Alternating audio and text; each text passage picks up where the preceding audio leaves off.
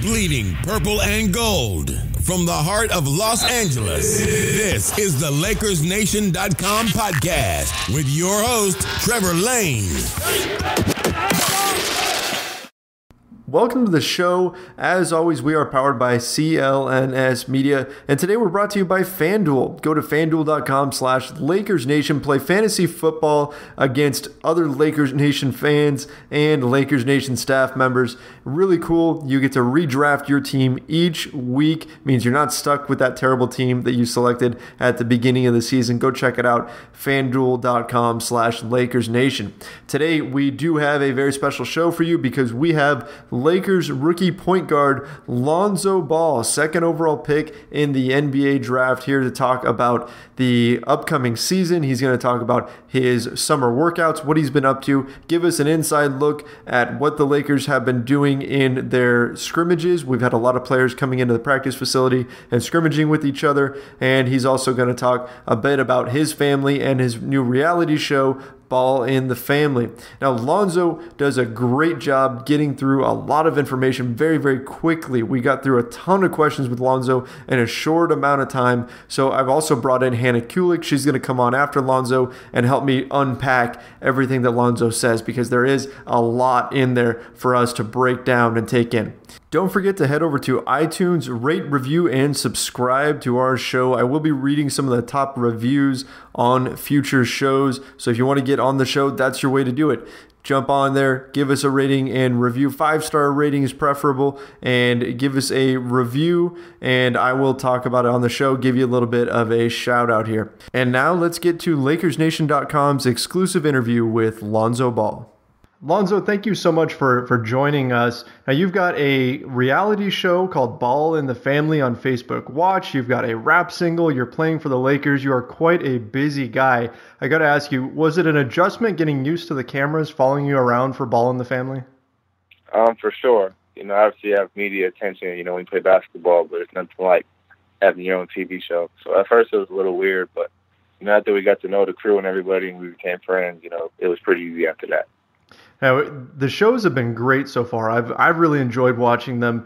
You're already working out with a lot of your Lakers teammates. Have they said anything about the show? Have they given you any reviews or tips or anything like that? No, they haven't. Kind of been in there just working. That really hasn't come up as part of discussion.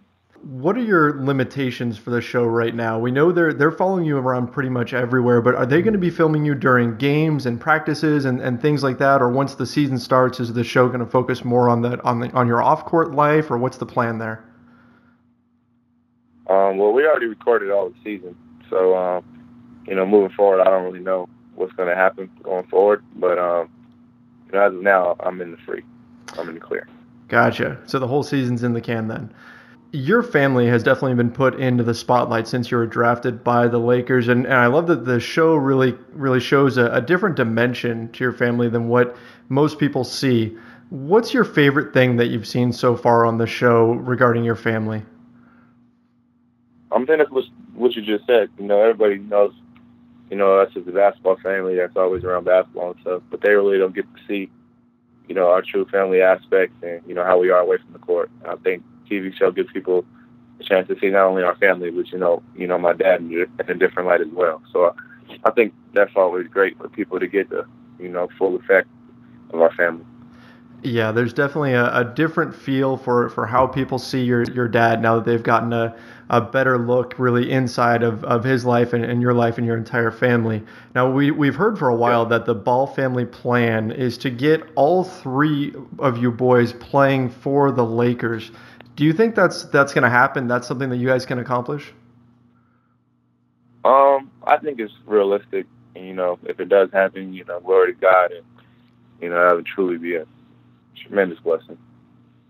So you've got Jello's at UCLA. He's just starting out there, and of course you were running the show at UCLA last year. Have you given him any tips on what to expect or any kind of advice? Main thing I told him is just stay focused. A lot of people are going to try to compare him to me. I told him don't really listen to him. I told him he's his own player, and I think he's going to be fine up there. He's going to play his game and do what he can to help the team win.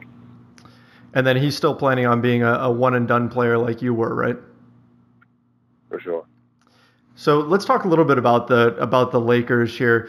You've been working out with some of these guys. You've been playing pickup games with some of your fellow Lakers teammates. Has anybody really impressed you in the pickup games that you guys have been playing so far? I think early off, Kuz did. I mean, I played against him in the Pac-12, but the way he is now, I didn't know he was like that. He definitely, impressed me a lot. And what is it that he's doing that's been so impressive in your mind? I mean, the way he could really shoot. Like, I know he can shoot like that. He's way more athletic than I thought he was. This is all-around game. I didn't know he was like that, and he definitely is. It seems like from watching Summer League that you and Kyle Kuzma had just instant chemistry together on the court. Are you guys becoming friends off the court as well? Is that what's making this chemistry on the court so noticeable? Yeah, and I think that's how it always works. If you're friends off the court, it's pretty easy to play with each other on the court. Recently, we've been hearing that you spent a little bit of time working out this summer with Kevin Durant and Steve Nash. What were these workouts like? What kind of stuff did you do there? Yeah, I worked out with them one time at the facility.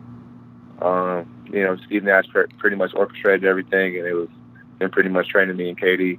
It was a great experience, going up against KD and learning from, MVP and Steve Nash and playing with MVP and Kevin Durant. So, I mean, I just thank both of them for taking time out of their day to do that with me. I know they didn't have to. I know they probably already had something set up and they didn't have to include me in it. But, I just thank them for, like I said, taking time to help me out. So were there any particular tips that they gave you for getting ready for your first NBA season? I mean, it is a big jump from college into the NBA. Yeah, Steve Nash, taught me a lot of stuff that day, from on the court stuff and off the court as well. He's really big on nutrition and, staying healthy and taking care of your body and stuff like that. So, he showed me a lot of ball screen work, a lot of stuff I can do on defense, and, pretty much how to help myself on and off the floor. You've got a head coach in Luke Walton who is quickly building a reputation as a player's coach. Have you had any conversations with Luke about how he's planning on using you this season? Yeah, it's early, but you already can tell that he wants to play really fast, and every time he's in there watching us play, he's always telling me to push the ball. So he's very supportive, but at the same time, he could, whatever I start messing up or I do something wrong, he's gonna tell me about it, and just do whatever he can to help the team get to where it needs to be. You've been working out a lot. You've been working out at the Lakers' new facility, which I've heard is absolutely beautiful. What have you been focusing on in order to get ready for the season? I'm just taking the weight room very seriously. Trying to eat right, and then as far as the court, like I said, a lot of ball screen work, just because I think that's the main thing when it comes to point guards, especially in today's NBA. Ball screens are a big part of the game. Yeah, you know what? Heading into the draft, a lot of the talk about you there was concern that with the way you release your shot, there might be trouble if you are moving to your right, coming off of a screen with you pulling up. Have you had any issues with that, or have you managed to kind of tweak things enough to where you get that shot off comfortably? No, it's comfortable for me. Never really had any problems going left or right. One of your goals, I'd imagine, has probably got to be to win Rookie of the Year this season, right? Personal goals, but I focus more on team goals, and I'm just trying to do what I can to help us get to the playoffs. If you do win Rookie of the Year, let's assume that things go well and you end up winning the Rookie of the Year, who would you see coming in second place? I'm not sure. This draft is full of a lot of very talented, guys. So, anybody can win Rookie of the Year, and I'm just, I wish the best for everybody. First year coming in, I wish them all the best, and whatever happens is gonna happen. Yeah, it's definitely a talented rookie class that people are really, really excited about. Now, when you were drafted, you could tell that you were hoping to become a Laker, and that was out there from even before the draft. Everyone knew that you wanted to really wind up with the Los Angeles Lakers. What was it that made you want to be a Laker so badly? I wanted to stay home. My dad's been saying it for the longest, and the fact that actually came true. is pretty crazy. But I'm just very thankful, and I'm happy, just to be a Laker. It is crazy. I mean, it seems like it was just about destiny. I mean, Magic Johnson was singing your praises at your press conference. He put some pretty high expectations on you as far as setting records and things like that for the franchise. But it's got to be a little bit surreal working with a guy like Magic. Has he helped you out a lot as you're getting ready to transition to the NBA? Yeah, he's in there, watching the workouts and stuff. Whenever he sees something, he always lets me know. And, he tells me something pretty much every day. So I'm just thankful to have him. And, whatever he's going to tell me, I'm definitely going to listen and apply it the best way I can. So just happy to have him. One of the guys that Magic has really been singing the praises of was Brandon Ingram. And the organization sees him as one of the building blocks, just like they see you as a building block. What have you seen from Brandon Ingram that tells you that he's going to be a really good player here in the NBA? Yeah, Brandon, man, he's a great player. And he works extremely hard. He's always in the gym, always learning. And, I didn't know he was that vocal, watching him last year. But, this year he's definitely very vocal, leader on and off the floor. And I'm glad that he's on the same team as me. So when you guys are in pickup games and stuff like that, Brandon Ingram is the one that's really chattering out there? Yeah, he's talking a lot, for sure. You won the Summer League MVP award, and I'm wondering what ended up happening to that award. Is that in a trophy case somewhere, or what did you do with that? No, I give them our awards to my grandparents. So I just give it to them. So the Summer League MVP is currently at your grandparents' house. Hopefully there will be other awards that will wind up on their shelf or on their mantle or wherever it ends up at their house. You're making this big jump to the NBA. You're coming from college. Obviously, you jump from high school to college and then from college to the NBA in a very short amount of time. I mean, your head's got to be spinning with how quickly everything's going. But what's your biggest area of concern in jumping from college to the NBA? Is there anything on or off the court that you're really concerned about or trying to focus on getting right? Concerned, no. I'm just looking forward to, the first game and, looking forward to having a fun year. That's about it. So your first regular season game is going to be against the Los Angeles Clippers. And obviously there's that Clippers-Lakers rivalry. And of course the Clippers are turning over a new leaf. They just parted ways with Chris Paul. And of course the Lakers are bringing in a slew of new players between you and Brook Lopez and Kentavious Caldwell-Pope and all the other rookies and everybody coming on together. What are you anticipating for that matchup on opening night? I think it's going to be a packed out house. I think a lot of people are going to be there, going crazy. And as far as the game, I think it's going to be a good game. You have two good teams going head-to-head, both from L.A. So two teams have something to prove. And like I said, it's going to be a fun night. All right, Lonzo, last thing I want to ask you about is that you're now playing with Brook Lopez, a center who can step out and shoot threes. And really, he shocked everybody last season when he started doing that. People didn't think he had that in his arsenal, and he turned out to be the best big man three-point shooter last season. How is that going to help your game and the game of your teammates? It's going to help a lot, just based on the fact that he can spread the floor. Anytime you have a 7-footer that can shoot like that, it's always going to help the team. So I'm looking forward to playing with him this year and see what we can do together. All right. Well, Lonzo, of course, we are all excited for your season debut against the Clippers. And, of course, we've got the preseason debut coming up on September 30th against the Minnesota Timberwolves, where you'll be squaring off with the likes of Karl Anthony Towns and Andrew Wiggins and now Jimmy Butler. That should be a great matchup as well. So, Lonzo, before we finish up here, just want to say thank you very much for the time and wishing you the best of luck this season. Thank you. Great stuff from Lonzo Ball there. Now, we're going to break this all down. I'm going to bring on Hannah Kulik from Lakers Nation in just a moment because we're going to dive into everything that Lonzo said. But first, we need to take a quick break and talk about FanDuel. FanDuel is offering fantasy football for fans. Football season is back. I'm pumped. I know a lot of the listeners out there are pumped about this. And FanDuel, playing fantasy sports with them, just makes every game that much more exciting. I spent last Sunday at a Buffalo Wild Wings so I could have 15 different screens around me and a few of my friends watching all the different games and keeping track of how my FanDuel players were doing. It was an absolute blast. Highly recommended to anybody. Makes every single game that much more exciting. Even the blowouts you're watching to see if your guy is going to pick up a few extra points for you. And the cool thing is we have a listener league. If you go to fanduel.com/LakersNation, you can play against other Lakers Nation staff members and other Lakers Nation fans. Really, really cool opportunity. The league's only $1. You get in and you can win cash prizes. So very, very cool. In fact, you actually don't even have to pay anything just to sign up and check it out. So very cool. Go to FanDuel.com/LakersNation. Again, there's no deposit required or anything. Just go to FanDuel.com/LakersNation. It is a fantastic site. Really makes the football season much more enjoyable, regardless of which team you root for. By the way, I am kicking myself for not grabbing Kareem Hunt last week. He killed it.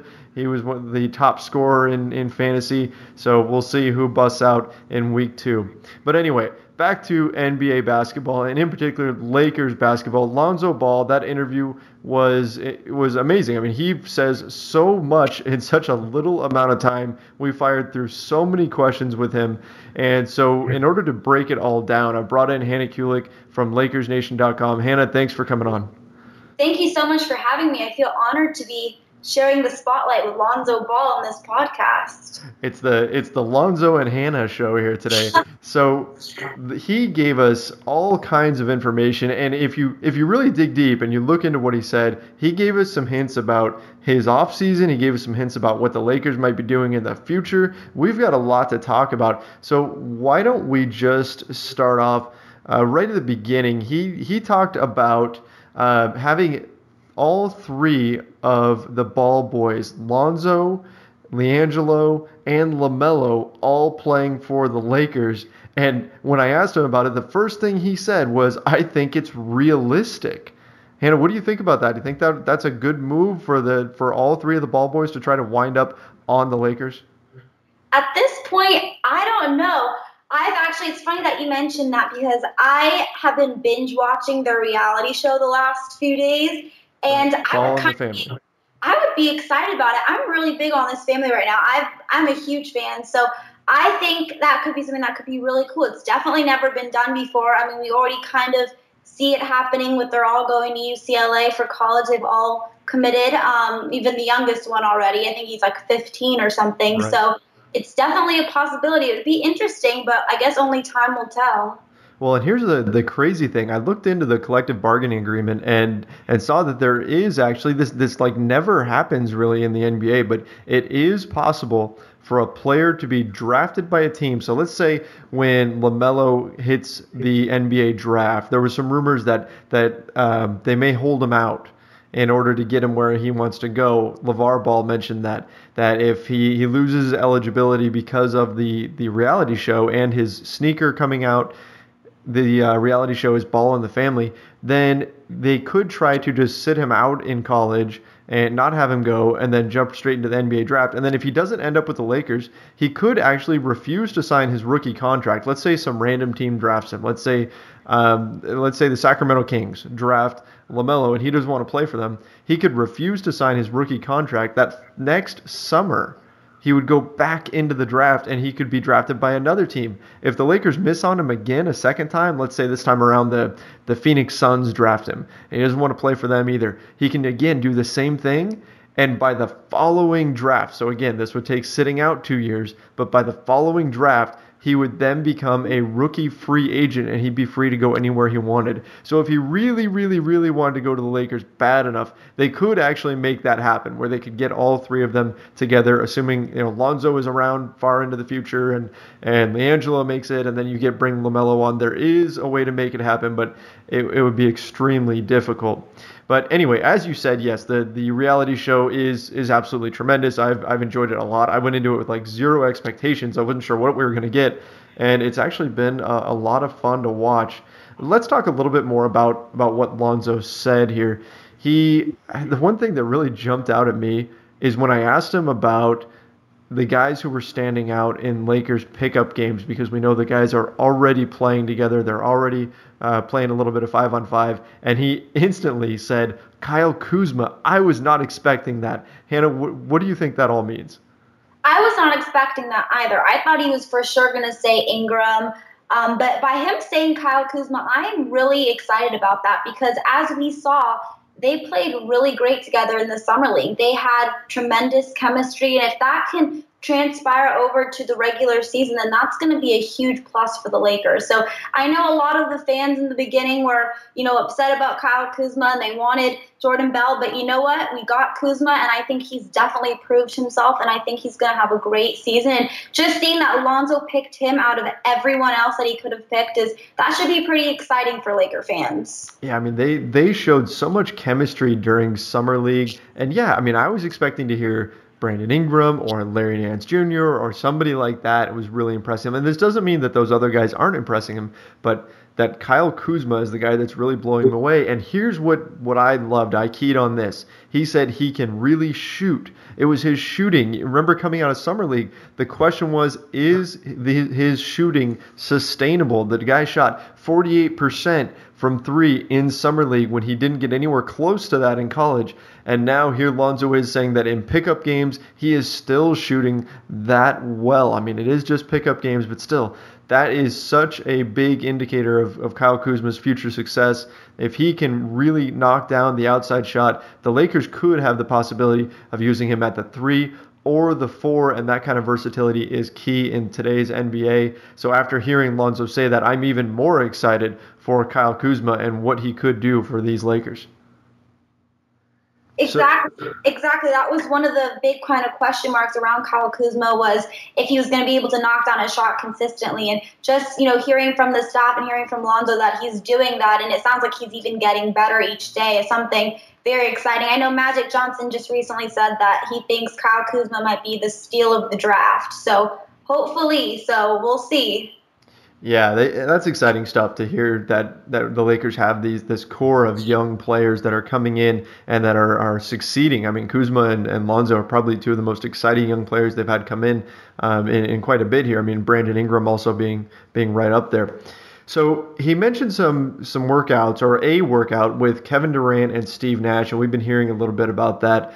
Hannah, what was your takeaway from those comments?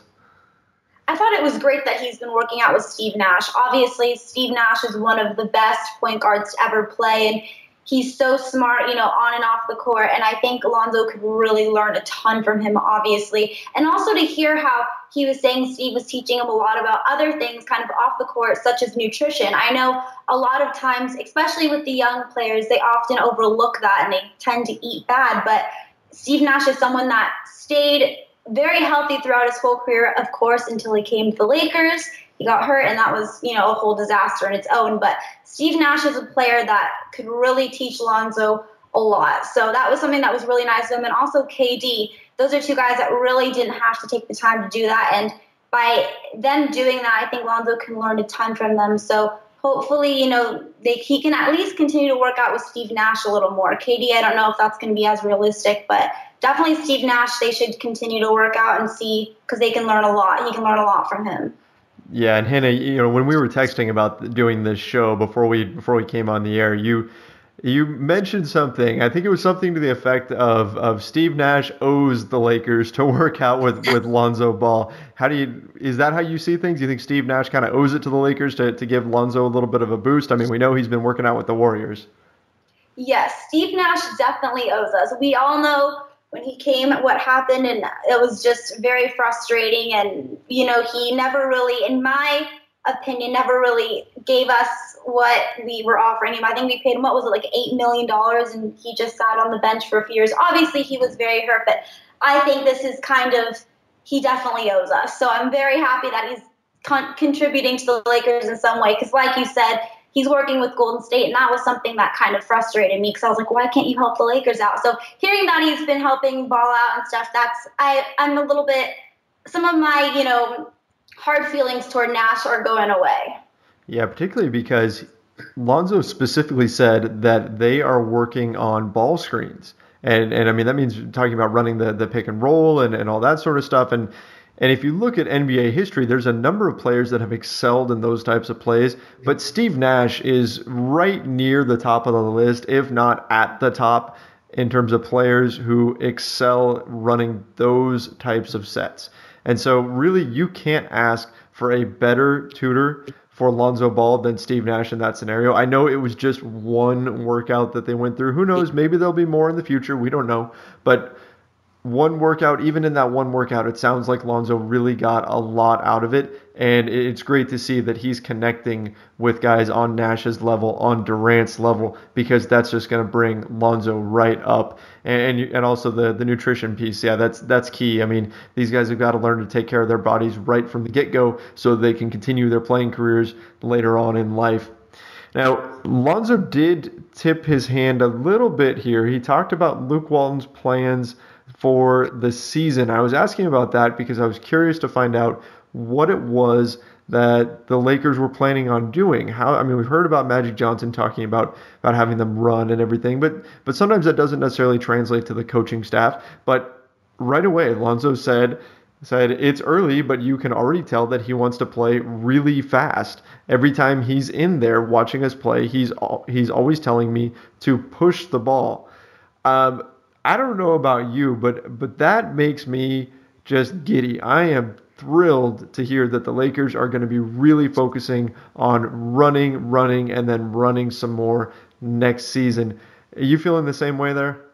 I completely agree. When he said that, I was like, thank God, because, obviously Luke Walton, he's coming from Golden State, so he knows the recipe to success, and he knows how successful Golden State is at pushing the ball. So to see that he's going to really be doing that with this team, that he's already ingraining in Lonzo Ball to push the ball, that's something that's going to be important. And I can't wait because I want some high, fast-paced basketball. The last few years have been slow, and, I think we've got our young guys. They're fast. We've got to use their strengths. Yeah, and you know what? Let's take a look at the big picture here for just a minute, because if the Lakers are able to turn into this running team, this fast-breaking team, right? Dare I say Showtime-esque. At least that sounds like that's kind of the model that they're going to be following to some extent.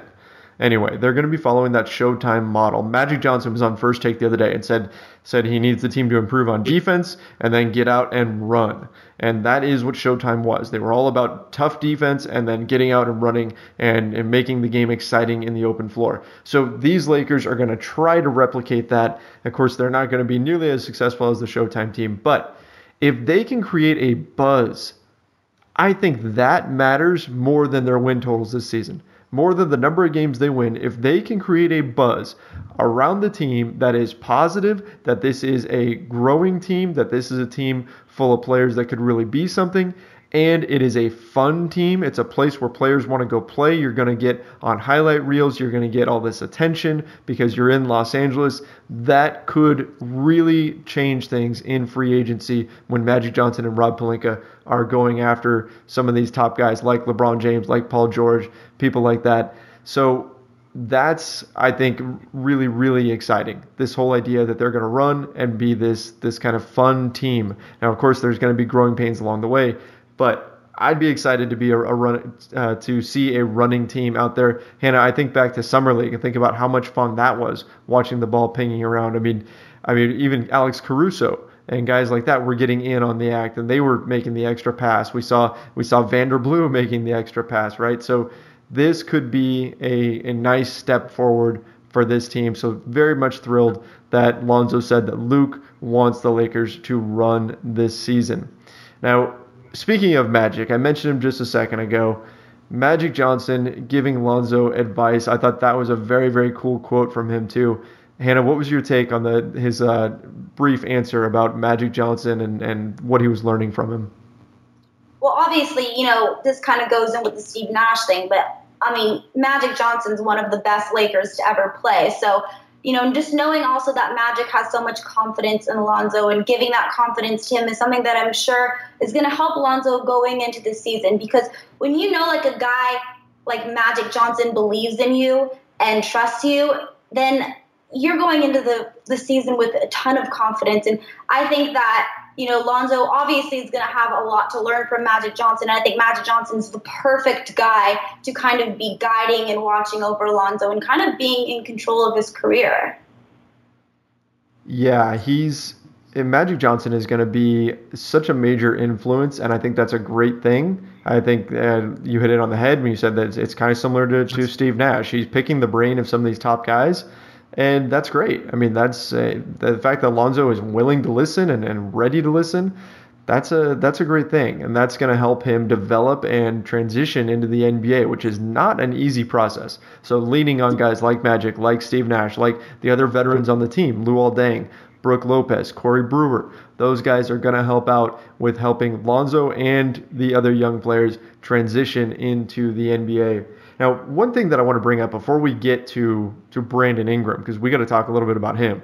But before we get there, I want to bring up that I really did try to get Lonzo to talk a little bit about maybe winning Rookie of the Year. I tried to get him to tell me who he thought might other players who could win Rookie of the Year. He wasn't buying it. He wasn't dropping any names. He wouldn't tell me who he thinks could come in second place to him. In fact, he didn't even say that he was all that interested in winning Rookie of the Year. Instead, he said he focuses on team goals. He focuses on team success first.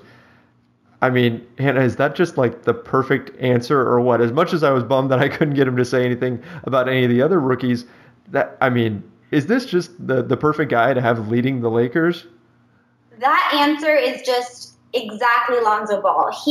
All he cares about is the team, and all he cares about is making everyone around him better. And that is why I think he is such a special player. And that is why I think he's going to have such an immediate impact on the Lakers, is because he is just such a team player, and it's just everything is done for the team and not just for him. He's not worried about, getting his shots up. He knows he'll get his shots up. He knows he's going to get his minutes. He knows he's going to get his assists. He knows he's going to get his numbers. But what's important is making sure that the team around him is getting theirs as well. And that's something that Lonzo is always prioritizing. And so I really respect him for that. And when he answered that, it was like angels were singing. Hannah, let me ask you this. There's a lot of things that Lonzo does that you don't typically see out of a rookie. You don't see a guy like him who is pegged as the second pick in the draft. Some people think he's the best player coming out of this draft. They have him the highest rated rookie, favorite to win Rookie of the Year, all that stuff. Is Lonzo a star because he doesn't care about being a star? I think that's something unique. What do you think? I think that definitely. Yes, I agree with you. I think that Lonzo is the whole thing that, in my opinion, was what makes him so special is because of the answers like what he just gave you. It's about the team, because that's a very rare thing for a player to say, especially a guy where there's so much hype around him. Like you said, he was rated 63. He was rated ahead of Carmelo Anthony on ESPN's power rankings the other day. So a lot of guys, especially young guys, that really goes to their head and they start thinking, everything's about their stats. But Lonzo's not like that, and that is what I think separates him from the rest. So that is why I think Lonzo's going to win Rookie of the Year unless something goes terribly wrong. If he can just play at least 3/4 of how good he played in the summer league, then I think he has the Rookie of the Year in the bag. But I think that's what separates him and what makes him such a special player. Yeah, it's a surprising situation, I should say, where you don't really expect to hear those kind of answers out of Guy, even though they're tremendous answers, and some people may say they come across as fake. I've heard fans of other teams say that he comes across disingenuous when he says those things, but I don't think so. I think he is on the level here, and the fact that he really does not care about his own personal stats, he doesn't care about being the superstar on the team. That's what allows his game to flourish and what turns him into a star player. Maybe I'm jumping the gun a little bit here to call him a star, but it feels like he's right there. This kid feels like he is a star in the making, and if his play on the floor is anywhere near, like you said, anywhere near what he did in Summer League, if he's able to have that kind of an impact, then the Lakers have found a very, very, very good player. Now, I did say that we need to get to Brandon Ingram because I was floored with what he said about Brandon Ingram and talking. Hannah, from watching last season, everything we know about Brandon Ingram is that he is ridiculously long-limbed. He's like Dhalsim from Street Fighter 2. That I may be dating myself a little bit there. You probably don't know what I'm talking about on that one, Hannah. But Brandon Ingram is insanely long-limbed. He is a hard worker. We've heard these things. But he also comes across as very soft-spoken and very quiet. And Lonzo Ball said that third part, the soft-spoken part, the quiet part, is not the case, at least not with this year's Brandon Ingram. What does that mean here? What does that foretell for Brandon Ingram's future with the Lakers? I think it means that Brandon Ingram is starting to get some more confidence. That's what I took from it. I was actually shocked when he said that too, because like you said, I just think of Brandon as this super chill, very soft-spoken, quiet guy. But hearing that he's out there talking, it got me excited. It got me feeling like he was confident and that he's going to kind of take control of this team a little bit more. And that's something that is going to be crucial. I mean, this team needs leaders, and they do have some veteran players, but you also need some of these young guys who are going to play a lot of minutes. You need them to step up into a leadership role. And from everything we've heard, if you want anybody leading these guys and acting as a leader, then Brandon Ingram is one of them. Brandon Ingram is a guy who has done everything the team has asked. Brandon Ingram is a guy who works incredibly hard. He is hitting the weight room all the time. He's working on his game constantly, stays out of trouble. I think that him stepping into a leadership role should be definitely something for us to watch this coming season. Now, Hannah, to wrap things up here, what are your final takeaways from this interview with Lonzo, and where do you see things going from here as we inch closer to the start of preseason and of course training camp kicking off in just a few weeks? Well, I thought it was very interesting because, like you said at the very beginning, he doesn't say much, but what he does say is very crucial and very important. So I thought even though, you didn't get him on for that long, I think everything he said is stuff that is very important to the season. And it's things that I personally wanted to hear just from a fan's point of view. So I'm so excited for this season to start. I'm counting down the seconds because I can't wait. I'm still trying to get over summer league. So I have a feeling that this team is really gonna make it, it's going to be better than what everyone thinks. So I'm excited. I know people aren't expecting a ton of wins, but like you said earlier, it's not really even about the wins. It's just seeing how these guys can play together. And if they can get out on the court and, like you said, have fun and make it a more positive environment, then I think it's going to be an exciting season. And I'm really, really, really excited. Yeah, absolutely. I mean, there's more optimism right now about the Lakers than I can remember in the last few years anyway. This is a team that people should be excited about. I think they're going to turn some heads this season. They probably won't win a ton of games or anything like that. Personally, well, actually, before I even give you my number, Hannah, how many games do you think they win this season?